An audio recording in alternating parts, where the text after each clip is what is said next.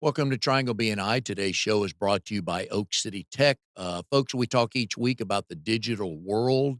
It's loud, it's crowded, there's half truths. We don't know who we're talking to sometimes. Are they the right clients, right potential clients for us? So, if you need professionals like the folks at Oak City Tech to help you navigate those dicey waters, shall we say, um, to get your message out to your current clients and your future clients, go to oakcitytech.com. Tell them what you're looking for. I know they'll be able to help. Hi, everybody. My name is Mike Manning. Each week on Triangle BNI, we bring you a local small business success story. If you are not familiar with BNI, it is Business Networking International, the world's largest networking organization. Our little slice of heaven here in the Triangle, Raleigh, Durham, and Chapel Hill and the surrounding towns. I have about 31 chapters, about 530 members, and each week our job is to help our fellow members grow their businesses. And our local small business success story this week is Brennan Volpe with Sterling Fox Financial Services. Brennan's in RD 34, Pay It Forward. They meet 8 a.m. on Friday mornings at the Outback Steakhouse in Cary on Walnut Street. Brennan, how are you today?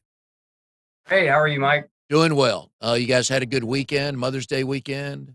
Oh yeah, family kept me busy all weekend, All right. so can't complain. We will get to that in just a minute because I always love family stories, especially when there's two little kids involved. But because Oh yeah. I vaguely remember those days, and one day may your head still be full of nice hair, but some of it might be gray. But you guys at Sterling Fox are registered agents of Raymond James. Yeah, 6.5 years you've been doing this. Were you a math whiz growing up? Did you like numbers? Where did this come from? yeah. Always liked numbers. Always liked saving my money. Would always walk around the neighborhood and try to find extra jobs to do. And I don't know. I was just always into. I was a big collector as a kid, actually, and then I kind of found that collecting money was fun. And yeah, I actually wrote a book in the third grade about how I love money and love saving and had $30 in my bank and wanted to be a millionaire someday. So I guess it started young. What were your first jobs you did? So my first job, I was 14. Worked at a Carvel ice cream store in Cary. Worked there for a while, then went worked at Chick-fil-A, was a pizza man twice, worked in restaurants for a lot of years in high school. Yeah. I worked more than I went to school pretty much all through high school, and then yeah, just liked it's one thing I was good at, I guess. Let's go back to the early years. What was the first non W-2 job that you or business that you owned? Well, when I was 18, I started selling, being a door-to-door salesman. So that was all 100% 1099, Yeah. no salary, no anything. So I did that for a long time, and that's kind of when I realized I liked Yeah. being my own boss and all that good stuff. So back in the neighborhood though, when you were 8, 9, 10, 11, what lemonade stand, cutting grass? Cutting grass, every time it would snow, I'd make several $100. Me and my friends would walk around shoveling driveways and just always some kind of hustle out there. My dad was always telling us stories about how he would buy a pack of gum and sell each stick at school and was just always hustling and so it made me want to get out there and just see what I could make. So are you a fan of snow to this day? Oh yeah, definitely. Love it's just brings dollar signs to my eyes every time. So I remember going around the neighborhood. This was way before your time, probably way before your parents met. Just taking the lawnmower, just knocking on doors, and if we could get at that time, if we could get $5 or $7 to cut the grass. Granted, this was, oh yeah, early to mid 70s. So I'm assuming your rate was a little bit higher when you were about that age. probably not much higher, but yeah. And of course, we never factored in expenses like gas. We're like, hey, Dad, gas can's empty. I need more gas. Yeah, definitely. No, it's fun. It's something I try to teach my kids. My daughter is currently the little ringleader of a group of 5 girls, and they're designing flyers to put around the neighborhood for their dog walking business, and they do Nice. lemonade stands, and just kind of fun to pass that on a little bit. That proud dad's beating hard seeing those, Oh, right? yeah. She's horrible with her money, but she does earn it, so that's good. Well, you can correct that. Earning the Oh, money sometimes is hard to correct, right? definitely. As a financial advisor, we assume that we make all kinds of assumptions. Certain industries have just great myths, but we assume, oh, they're sitting there trying to make a buck and this, that, and the other. And while that's technically correct, what I've learned through BNI, well, before I ask a question, let me back up. Here's one of the things I've learned in BNI about financial advisors, because I always assumed before I got to know financial advisors that, oh my God, this with the market right now, but their phone's ringing off the hook. But the successful ones tell me, nah, all my clients know they got a plan for this. And I assume that you probably have a bunch of clients that are like, man, I'm glad we talked this through.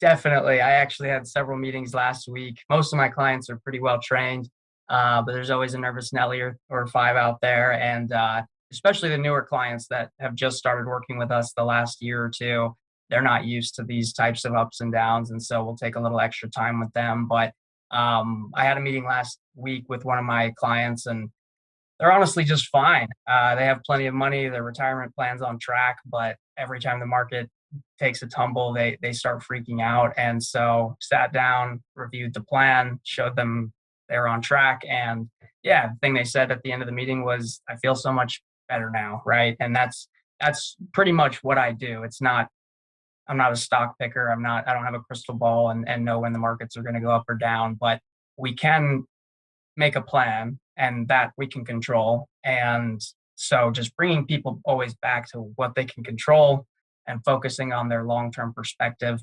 not getting caught up in the news lines, headlines of the day and all the panic that's out there. That's always there.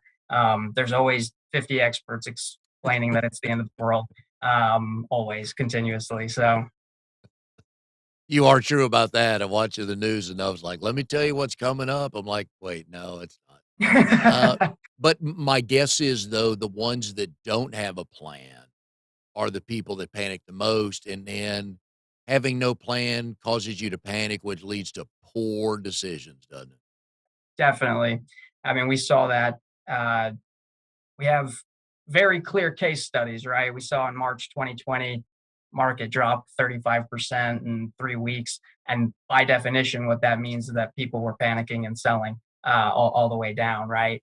But what was interesting to us, I mean, we didn't know what was going to happen, but it felt like a really big overreaction. There wasn't enough information to kind of justify that type of a pullback.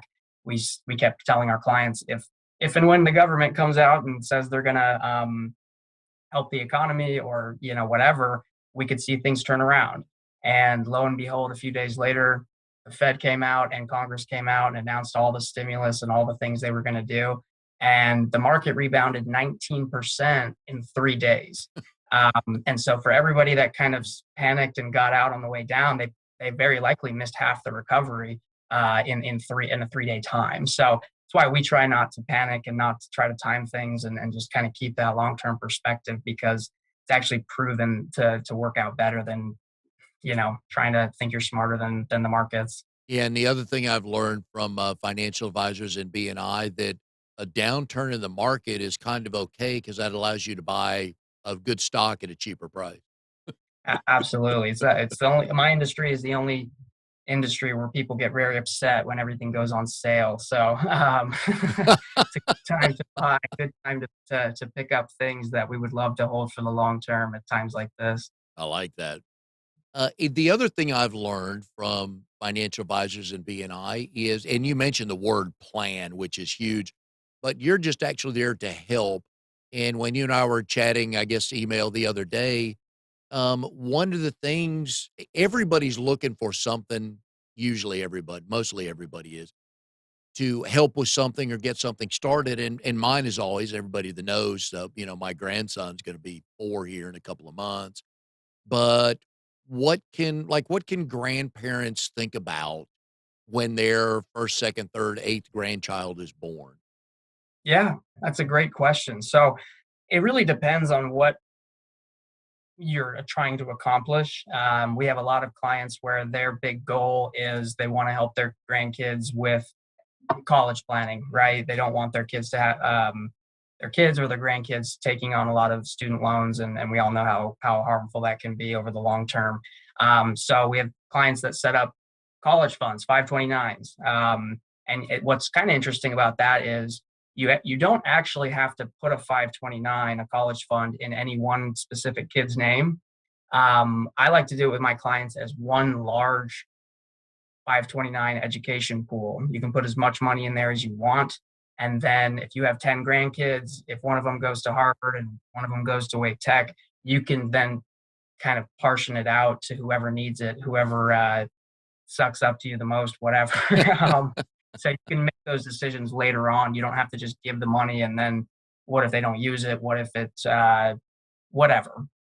So it's kind of nice having that flexibility as a grandparent to it's really a scholarship fund that you can award out to whoever you want. Yeah, I've told my oldest son, the father of my grandson, is that we're his mother and I have started something, and this is not gonna be knucklehead money. So when they Right. turn 18, still didn't get a shot at it.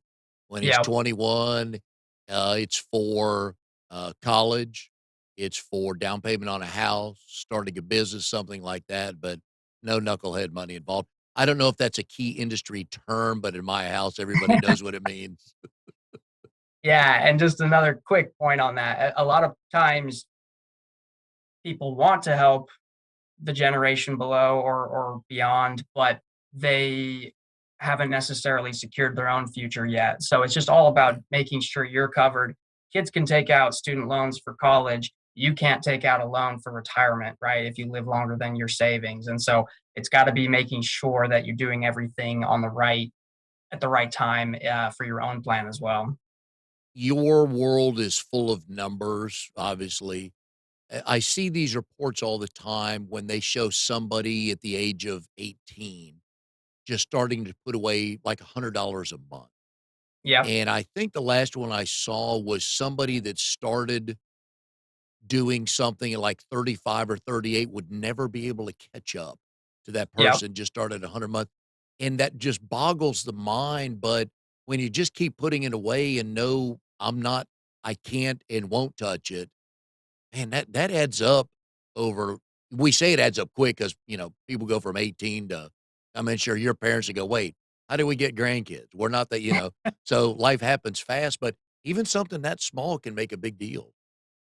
Yeah, and we tell people that all the time. It's not really about how good of a chef you are. It just matters how long it's cooking in the oven, Yeah. right? It's you don't have to have a magic uh, system. You don't have to be the best stock picker in the world or anything like that. But if you can save the money that you put away early in your life is worth 5, 10, 50 times more than the money that you put away later in life. And it's just a shame that very few people understand that because if it was between, if an 18-year-old really understood, I could take this $100 and put it in a Roth, or I can take this $100 and buy another pair of shoes. Yeah. And this is going to turn into thousands of dollars, and these shoes will be done in 6 months. If they really got that, Yeah. in the moment, it would completely change the way that people, think about the long term because it does not take a lot. People think they have to either live life or save for the future. You can very easily do both, especially if you start early enough. I think if people just did a grande mocha whatever every other day from Starbucks, they could probably fund a decent retirement starting at the age of 18. The little things certainly add up. So, Thankfully, I'm a decaf guy on Panera's $8.99 a month, all you can drink. So, yeah, my wife's a big coffee drinker, and that's a good example. Actually, yeah, I absolutely refuse to pay $6 a day, for coffee, and then I started drinking coffee not long ago. So I'm yeah, like, I'm not doing $12 a day. So we spent $600 on a really nice espresso machine and make our own every day, and it costs yeah, about 30 cents a cup. So yeah. it'll pay for itself in a few months. And, you've seen stories and obviously not asking any details, but the things we decide we wanna spend our money on just gotta blow your mind. Definitely, and again, it's if someone understood, if I just bought a $20,000 car instead of a $50,000 car, Yeah. and that means I can retire 3 years earlier. If they got that math, it would be a lot easier to make those smarter decisions in the moment. Yeah. And it's a great example because I didn't grow up a car guy. My dad wasn't one, and I have one uncle. My dad had a brother. My mom was an only child, so I had no aunts or uncles on that, to talk about cars. And so, my dad never told us that. So I never got hooked on that. So I'm happy driving a minivan, or I've Good. got a Toyota, that I'm fine with. But that keeping up with the Joneses can be pricey. For sure. Yeah, and I'm actually very grateful that my wife, won't let us move to a big house in a fancy neighborhood. We live in the smallest house in our neighborhood, and she loves it and won't ever leave, so Yeah. we, thankfully don't have to worry about that too bad. But that's the value talking about, when we talk about hidden gems and hidden purchases and stuff like that, if you have the smallest house in a nice neighborhood, man, you win because For sure. your price is going up every day just like the bigger houses are. Right, absolutely. I mean, it's this real estate market has been beyond insane, and, great for sellers, terrible for buyers, especially terrible for first-time home Yeah. buyers, but, good environment for anybody who's got a house already. Have you seen more people wanting to this, I guess, go back 5 years or so, have you seen more people wanting to buy houses as an investment in a rental side? Yeah, it's, kind of the way that it always works, right? After all the big gains have happened, everybody wants to jump in, right? So everybody hears about their friend who has a rental and has made so much money on it now, right? After the markets have exploded 40% the last 2 years. But obviously, that kind of makes it not the best time to start investing, right? So who knows where the markets are going to go? But there's been a tremendous increase in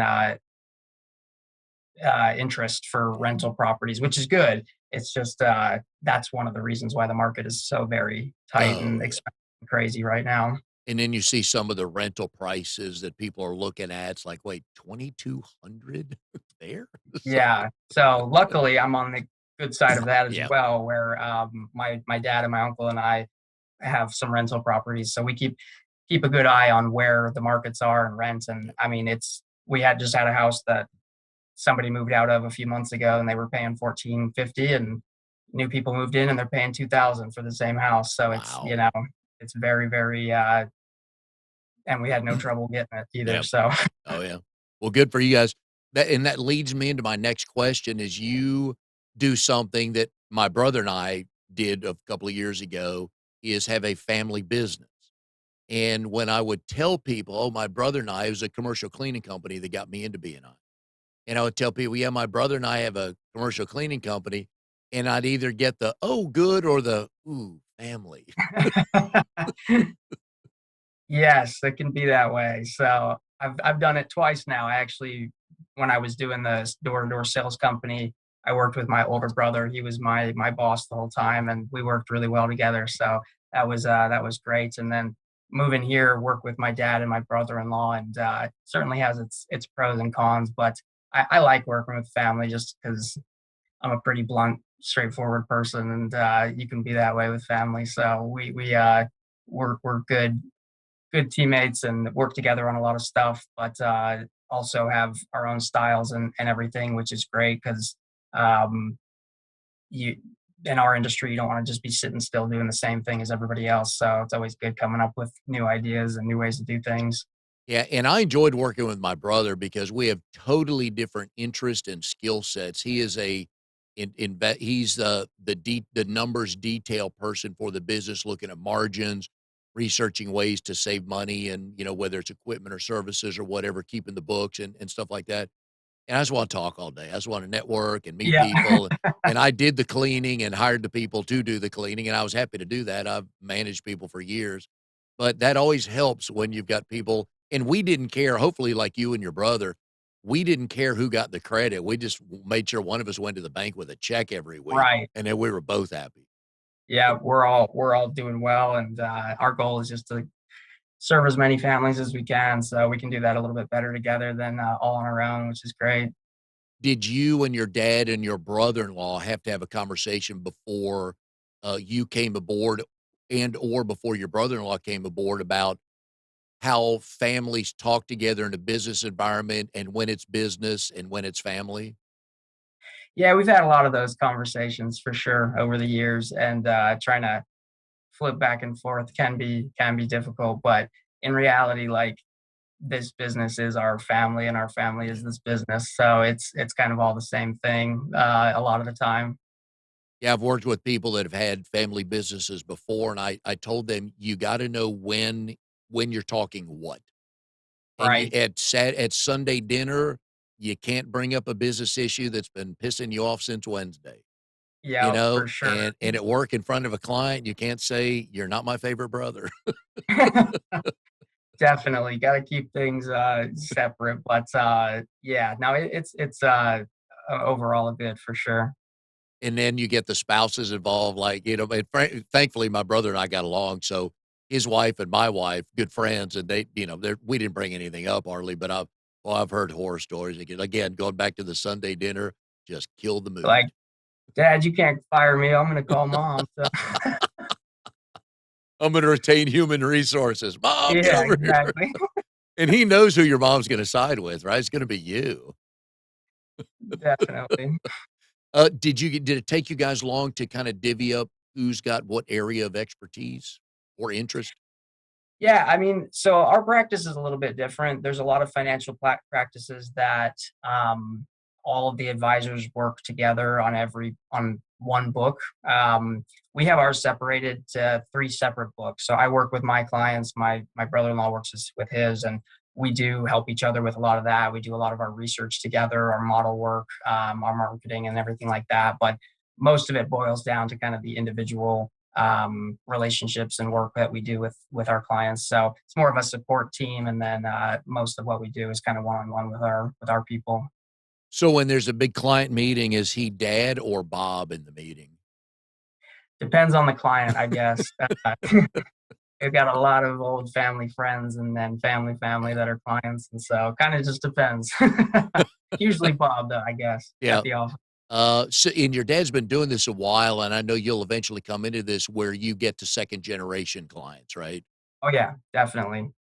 Yeah, so he started with Edward Jones in the year 2000, and then about 12 years ago, he went independent with Raymond James, and so he moved here to Holly Springs. That's where our office is. 22 years ago, there was a Food Lion and one street light, and that was it. But it's really grown up around us, and there's a big benefit to being the first in an area. Yeah. So having been here for so long, it provides a lot of that trust with the community, and Yep. yeah, we're couldn't be happier where we're at. It's gotta be cool seeing, kids come in whose parents are also clients. That's gotta be neat. Definitely, I work with a lot of our younger clients, just because they're all kind of going through the same types of things, and so yeah, it's really great seeing.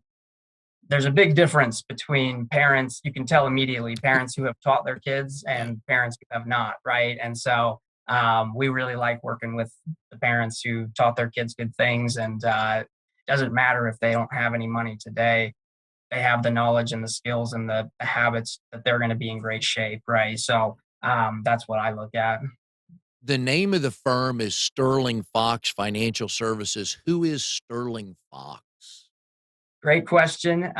So my last name is Volpe, and Volpe is the Italian word for fox. So it's kind of a big thing in our family. We wanted to have the name up there, but not be Volpe Financial or whatever.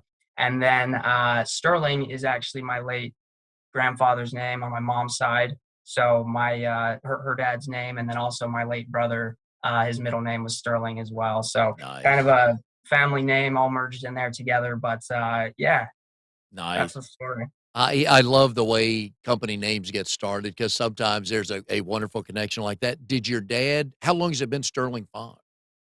It's been Sterling Fox for about 8 years. Okay. So when he first came over from Edward Jones, it just said Raymond James, but we're an independent firm, so we're our own office. We don't work for Raymond James. Our clients kind of work with us, and Raymond James is our support. So we have the ability to have our own name, and it's really, our own business. Does that mean you are fluent in Italian? No, not at all. But yeah, I'm more of like a Olive Garden Italian, but but the name brings some truth home for it, so a little credibility. So then as a financial advisor, you recommend the all-you-can-eat salad and bread meal at No question about it. It's the best deal in town. So, no, how far back on your dad's side does it go to Italy? my grandpa came over. They all settled up in the Northeast. I was born in Connecticut, where my parents are both from, but moved down here when I was about 3. My dad was working with IBM, and moved down here to Cary. So grew up right off right in North Cary, right off Cary Parkway, and went to Cary High School and the whole thing. Most of the new people in the area back then was like, "Oh, you're with IBM," and everybody go, "Yeah," because you could tell, Exactly. moving in. Cary Cary was just IBM and SAS. That's all it was. Did they change the name to Volpe, or has it always been that? Was it that over in Italy? It's been that. Apparently, it's a very common name Hmm. over there, and they were actually in Italy probably 10 years ago, and found a church that had our whole family genealogy in it all the way back Oh. a couple hours south of Rome. So that was pretty cool. Oh, very nice. Another reason a reason for you to travel to Italy one day, right? Oh, I've been there, but yeah, not enough, not as much as I'd like. So Oh, very cool. Okay, so do you make Italian meals at home and I drink that do. high price wine and everything? Yeah, I'm not a very good cook, but what I do cook is all Italian food, and it's quite good. So You're a catch, aren't yeah, you ask my wife. I guess she can answer that. you? That's good. Uh, yeah, no, I don't think I could say it. Does he pinch his wife? That would be profiling, and that's wrong. So, um, yeah, so you can cook. You're a financial advisor, man, no wonder. So let's talk Yeah. about your wife's name is Shannon. Yes. One of my favorite questions to ask married couples on the show is how did you two meet? And do you both tell the story the same way? Yeah, I think she would tell the story the same way because it makes her look great and me look kinda silly. So, yeah, we met at church, when we were both going to college in Utah. Uh, we got married very young, but, that's just kinda how they do it out there. But, yeah, met at church, instantly was attracted to her. She didn't know I was alive for a while. Um, I don't sing at all, never have, never will, but she was in the choir, so went to choir practice and, asked her out, and, I guess she had a rule that she always says yes to a first date even though she didn't like me. So we went on our first date, and, still didn't like me, but somehow I persisted, and she found herself liking me, and dated for a few months, and yeah, we got married young. I was 21, she was 19, and all the rest is history. Where was the first date? You won't believe this, but the Olive Garden.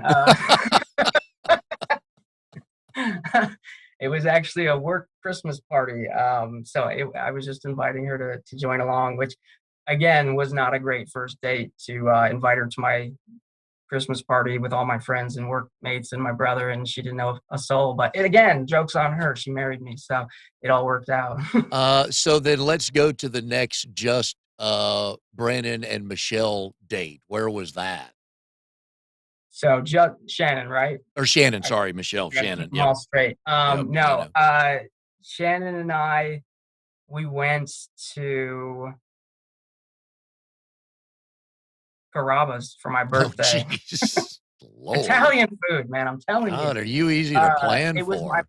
birthday, all right? And so she came, and then we were official, I think, the next day. So Carrabba's. How much it cost you back then, and did they make them give you a free dessert because A, it was your birthday, and B, you're a financial guy? I didn't pay for the Christmas dinner at Olive Garden, and it was my birthday, so I didn't pay for Carrabba's either. So, free Italian food's the best. That's the moral of the story. What was there an Italian theme at the wedding?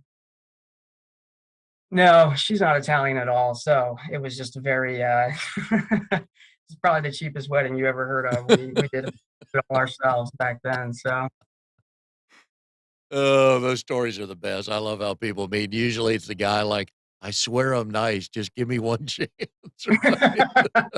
yeah, she wasn't having it, but persistence is key. That's one thing I've learned in life. Yep. Now, did you know any of her friends in the choir that if you needed, some confirmation that, he's not and you're not even wanting him to say he's good, you just wanting him to just say he's not half bad, you'd have taken that, right?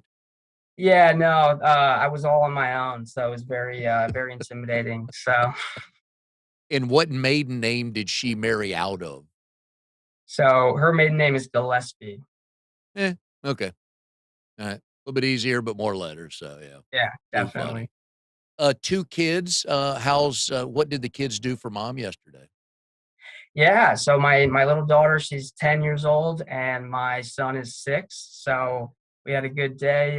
My daughter helped me make breakfast in the morning, cooked up some eggs for my wife, and yeah, had a great day. We all went out shopping the day before, and each picked her out a present. So uh, I then realized I should have taken them to a much cheaper store before I let them pick out their presents, but that's how it works out, I guess.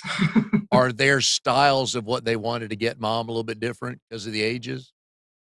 Um, yeah, my daughter got her some cute leggings, because she's into cute clothes, and my son got her a beautiful painting, so of some Oh, flowers. okay. Nothing wrong with Yeah, that. yeah. I always like firsts on the show. So to my knowledge, and I don't know, I think you're episode 164, so I may have forgotten about somebody, but to have gone to college in Hawaii, Oh, right? So right, yeah, you spent a year at BYU, Hawaii. sure did, yeah. Uh, A, I don't have to ask why you went there. I know why you went there, but how come you were there? Yeah, so I grew up Mormon, and so most everybody goes to school out at BYU in Utah. But they do have a very small campus on the North Shore of Oahu. It's not really for mainlanders; it's for people who live in Polynesia and in Asia to come. It's just a Oh, little easier for them to get, their student passes and stuff to come to Hawaii than to go to the mainland. And so very hard to get into that school. But my brother had found a loophole. He graduated a semester early and applied to get into the summer and spring terms. And those are like not as many people go to that. So he got accepted to that, even though he had horrible grades. And so I also graduated high school a semester early. And so I applied and got in to go in April, and then was able to be there for the whole summer. And then I actually got accepted. He only got accepted to go for the summer. I got accepted permanently. But so yeah, went to college on the North Shore of Oahu for a year at a very small school. Had a great time, and then eventually decided to move back to the mainland. Went to school in Utah, so I could be with my brother over there. So all right. So 2 things jump out at me. I always love when people say something like, okay, I got to revisit that. A, we'll talk about what an 18-year-old's life is like on Oahu. But yes, you just told me that you were smarter than your brother because you got accepted permanently and he didn't. Did I hear that right? book smarts, no question, no doubt about that. Well, we still don't know how he graduated high school. He never passed ninth grade math, so we're not sure how he got the diploma, but they gave it to him. He's got street smarts, right? Street smarts, There you go. definitely. There you go. So Oahu, I assume living in Connecticut, you've been to the beach, but not that kind of beach. Well, I grew up here, so had some good beach times, but yeah, it was awesome. I mean, literally a 5-minute walk to the beach, some of the best beaches and waves in the world. But I went to a very, very small school, about 2,000 students. And yeah, getting around was very difficult. So I found someone selling a 1992 Ford Escort station wagon, the big fat thing, and it was $600, and Oh, didn't have registration or insurance or any of that, but it did get around for a while, so that was good.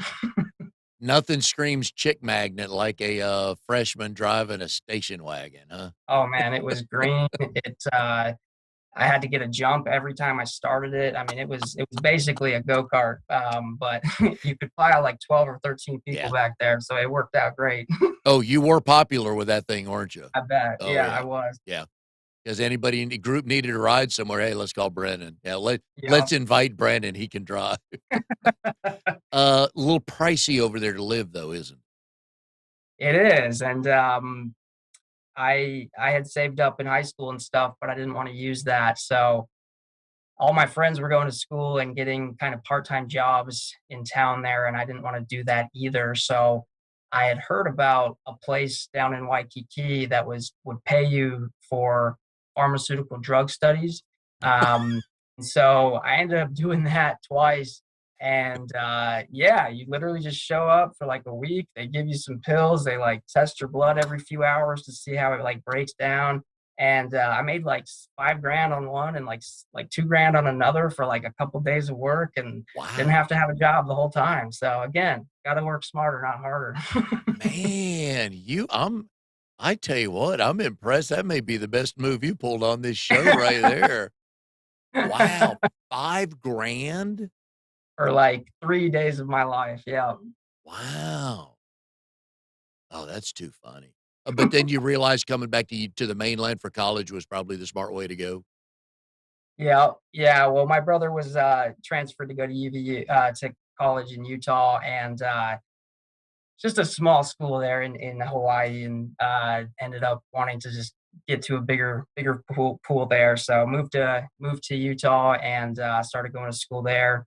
I stuck with my money making scheme because I didn't want to get a job for a while, and there were places where you could go donate plasma Yep. twice a week. Oh, yeah. So I would do that, get $75 a week, which was just enough money for a ski pass on the weekends. So can't complain. Oh, you had a plan even back then? Oh yeah, no question.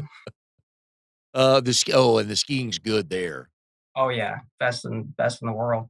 And So this was at Utah Valley University. yeah, yeah, that's where I Uh, ended up graduating from. how did you find that and why? How did you find it? Why? And what was the major? So yeah, my brother was going to school there. It's a really big school that nobody's ever heard of. It's right next to BYU. So if you want to go to BYU, you kind of go there. If you don't, you go to UVU. They're all 10 minutes from each other, and about 80,000 students at each school. So they're just massive Wow. student populations. But yeah, I knew I wanted to go into finance. So I did a business management with a degree with an emphasis in finance. Um, right as I was leaving the school, they actually did start a certified financial planning major. So I could have done that, but I didn't want to take a single more class than I had to. So I just graduated and was done. So Interesting. Good skiing, 75 bucks a week, got that covered. Grades, I'm assuming grades were pretty good, right? grades were good. Yeah, no problems there. But it was the balancing of working full time, family, wife, kids, all of that. Once I started doing the door to door sales job, that was kind of more of a full time thing, and put school on the back burner. So I'm not a doctor, but it did take me 8 years to graduate. So That door-to-door stuff is hard. sure is. Yeah. Imagine your first 100 knocks were no's, one of those deals, right? Yeah. Well, they always have you your first day, you go out and follow someone around, right? So they put me with the best salesman in the company. We went and got 4 sales in like 2 hours. And then, yeah, there you go off on your own. And what am I supposed to say? What am I doing? Yeah. What were you selling? I sold satellite TV for the most For part. So Dish Dish Network. Network, Gotcha. Direct TV. Um, yeah, was out all over the Midwest in Iowa, Nebraska for most of my summers while I was in school. And in they had their place, if you wanted to get stuff that wasn't on your cable system, but what we always the knocks on that was like, "Oh, when it rains hard in Houston where the Oh antenna yeah, is, you can't get service in Des Moines, Iowa." yep. We have good answers for all those questions nowadays. Now, how many times did you get a husband just drooling at this and, "All right, we gotta talk to my wife." Yeah, we have answers for that too. You gotta, hey, you gonna who's the boss around here? You Oh, gonna let your wife do all this? I mean, come on. did that turn out to be a pretty good job and a decent living? Yeah, very, very good job actually. I did 2 summers as a just a regular salesman, and then, I did about 4 summers as a sales manager where I would go out and bring a whole team of sales reps and, do the training and work with them all summer, and so I really enjoyed the management, the leadership, the training side of it as well, but, yeah, I mean, it's actually really crazy. If you're a good salesman, you can go out, these college kids are 20 years old and, go out for 3 or 4 months and make 20, 50, 100 grand in a summer if Wow. they're good at it and work hard. So my first summer, I was 18, I made 20 grand. My second summer, I made 35. And my third summer, I became a manager. It was the first it was right before I got married and I made 85 grand. So, as a 21-year-old kid in college, it's pretty cool to be able to work hard, make money. And like we talked about before, I was able to save and invest a lot of that early in my life to really kind of set things up for later on, which was great. And did Shannon at one point in time say, "Okay, here's the baseline. We're never going below this, so keep working"? She couldn't even begin to tell you how much money we have or how much money we make. So she's not worried. She just knows if she spends too much, I'll kind of yell at her a little Yeah. bit. That's our I do all the finances. So That sounds like my brother. My my sister-in-law come home, she'll wanna, like, redo something in the kitchen, and he's like, "Wait, what?" And then they'll have to negotiate for it seems like 3 months, whereas with me, my wife, does the books and everything, and she could have a bank account in Costa Rica, I would have no idea. Would have no idea. yeah, Yeah, and yeah, good for her if she does. She deserves it. She's gotta put up with me. definitely. But the Dish Network was good. That turned out to be a good segue into because a lot of times in the financial world, I mean, you start by cold calling. Yeah, I actually went and knocked on doors for my first couple years doing this, and found a few of my biggest clients that way. And luckily, though, when I did transition, I had been planning on it for a long time, and I had a lot of savings built up. So when I transitioned, I actually bought some clients from my dad, some of his smaller and younger clients. So and then joined BNI and have gotten built my own book from there. How does your generation view money and invest different from what you can tell than your dad's generation? Yeah, it's just a different mindset where older generations, they mostly just picked a company and worked there for forever until they retired. And then their plan was Social Security, or if the company had a pension, and they just didn't have to take so much control over it. It was you could save extra if you wanted, but your basics were supposed to be covered by your company plan and Social Security. Um, there's not a lot of pensions out there anymore. Almost no new jobs you get have a pension. And for people my age, I'm not planning on Social Security. If it's there, great. But who knows 40 years from now what Social Security is going to look like. So the difference being that people in our generation have to take a lot more active role in their retirement planning. It's not just a work and you'll get taken care of until you die kind of a thing. In addition, when Social Security was enacted, the average age of death for a man was 65.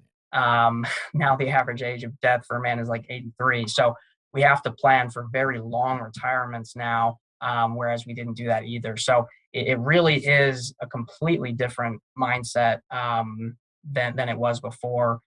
The environment is changing, the market's changing, taxes and laws and retirement laws, everything is different. And so, yeah, using a playbook from anybody else is never really going to work for most people out there.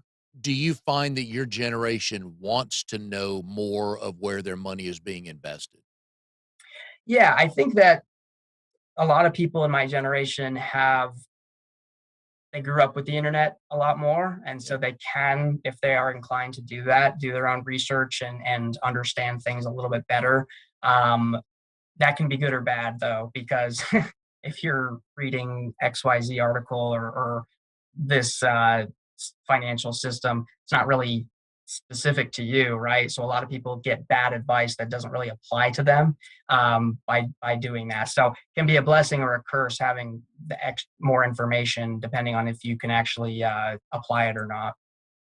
It's funny because my boys, I think my boys are 35 and 31, so you're right in there with them, and listening to their friends and their conversations talk about stuff, on the investment side, I agree because 'cause I've heard some of that stuff, and on the working side, they're looking more for an experience at a Right. company versus, "Oh, I'll just start at GE when I'm 21 and retire when I'm 52 and be done with it." Exactly.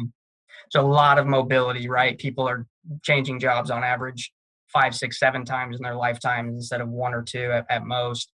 And so that also gives you a lot of, you've got old accounts out there. That's a large part of where we find new clients is people just have all these old 401ks from all their old jobs. And so then we'll kind of take those, consolidate them down, use that as a basis for their plan and figure out what they kind of need to do from there. It's fun, just watching the generational stuff, and then, of course, now with a grandson, I'm like, no idea what his world's gonna be like in 10 years. With all the goofy stuff going on today, Lord, what he's gonna be exposed to when he's 15, I have no idea. I Yeah. feel for him, but I just laugh and tell my son, "Hey, it's your problem." Yeah, it is difficult to consider just the rate of technological Oh, advance yeah. right now. There's been more advance in the last 10 years than there was in the last 100 years, right? And that's going to continue. So the world is changing, companies are changing, investments, all of it. And so it's too much. It's just too much. It's a fire hose for people to try to manage on their own. And then again, most people who manage it, all they're thinking about is investing and trying to pick whatever. They're not actually doing the things that are needed to retire and tax planning and all of those other pieces that go along with it. And in business, and you've dealt with enough people, it a lot of times comes down to the blocking and tackling. It's the simple stuff, the repetitive stuff. These if you keep doing that every day, generally, things are gonna turn out pretty good. Yeah, and that's the other problem with the internet. Everybody's seeing all the one, friend they know who Yeah. became a Bitcoin millionaire or is into all these weird things or the fads of the day. But 99% of millionaires out there work blue collar or, average paying jobs and they just save throughout their lifetimes. Yeah. And slow and steady wins the race. Why gamble everything on something weird or crazy that's out there? The tortoise or the hare, yep. Which do you Yeah. want? And social media, either somebody's just won 5,000,000 or they've lost 5,000,000 and there's no in between, and that just And they drives don't me tell you when nuts. they lost 5 million. They Nope, only tell you nope. when they won 5 million. It's the guy that just got back from Vegas, brags to his buddies, 132.5, 132.5 at the craps table, but what he didn't tell you is he went there with 60,000 and he's now down Right. 28,000. Lost 100 at blackjack, won Yeah, 30 grand. there you go, Crap. there you go. Brandon, have enjoyed this very much, folks. If you need some financial advice, even just somebody to talk to figure out what's going on, we've been putting Brennan's phone number up there. Give them a call. Good family-owned business in Holly Springs. Good member of BNI as well. So, if you need some help on figuring out what you got or what you want to get, please give them a call. And Brandon, have enjoyed this very much. I wish you luck with the two little ones. It's been a while since I've had two that young in the house, but I'll you and I'll talk in about 8, 7 or 8 years when your daughter's ready to go to college, see if you recommend Hawaii for college for Oh her. boy. Yeah, not for her. And also if her, small business empire, how much that's grown. We'll revisit that in a Yes, few that's years what we'll too, so focus on for sure. yeah, but I've enjoyed having you on the show. Best of luck to you and the Thank you. family for the rest of 2022, and we will see everybody next time on Triangle BNI.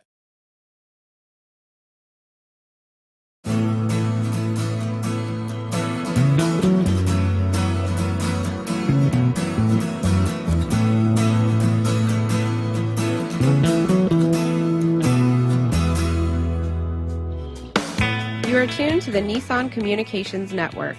If you tuned in too late, you can always watch each program in its entirety or download an MP3 audio file of it in the archives section at nissancommunications.com.